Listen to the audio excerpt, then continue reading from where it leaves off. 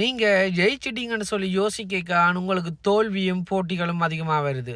என்னடா ஜெயிச்சிட்டோம்னு சொல்லி யோசிக்க போட்டிகளும் தோல்வியும் வந்து அதிகரிக்கும்னு சொல்கிறேன்னு யோசிக்காதீங்க.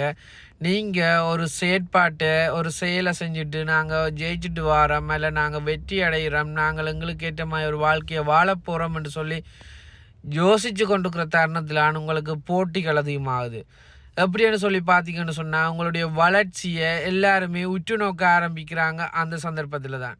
இவ்வளோ காலம் அமைதியாக இருந்த நீங்கள் சமுதாயத்தில் வெளிநோக்கி போய்க்க உங்களுடைய பார்வை உங்களுடைய செயற்பாடுகளை வந்து எல்லாருமே உன்னிக்கிறாங்க.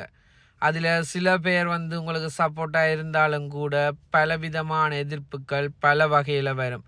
அதை சமாளிக்கிறதுக்கு வெற்றியை நோக்கி போகிற நீங்கள் உங்களுடைய மனசை திடப்படுத்தி கொள்ளணும்.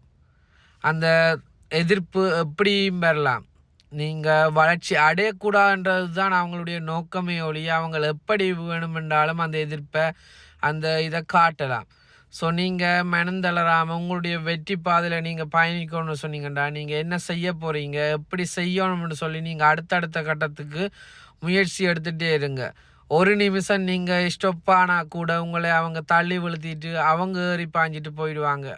ஏன்னு சொன்னால் இந்த வாழ்க்கை வந்து போட்டி மிகுந்த வாழ்க்கை. யார் எதை செஞ்சாலும் நான் அவனை விட என்னொன்று செய்யணும்னு சொல்லி யோசிக்கிறவங்க தான் இந்த உலகத்தில் அதிகமாக இருக்கிறாங்க.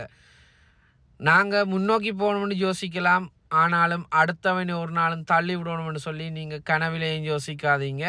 உங்களுடைய வாழ்க்கையில் உங்களுக்கு இருக்கக்கூடிய சக்திகளை பாவிச்சு கொண்டு உங்களுக்கு இருக்கக்கூடிய உறவுகள் உங்களுக்குரிய இருக்கக்கூடிய ஆதரவுகளை வச்சுக்கொண்டு நீங்கள் முன்னோக்கி பயணிக்க முயற்சி செஞ்சீங்கன்னு சொன்னால் கட்டாயம் உங்களோட வாழ்விலையும் வெற்றி பெறும்.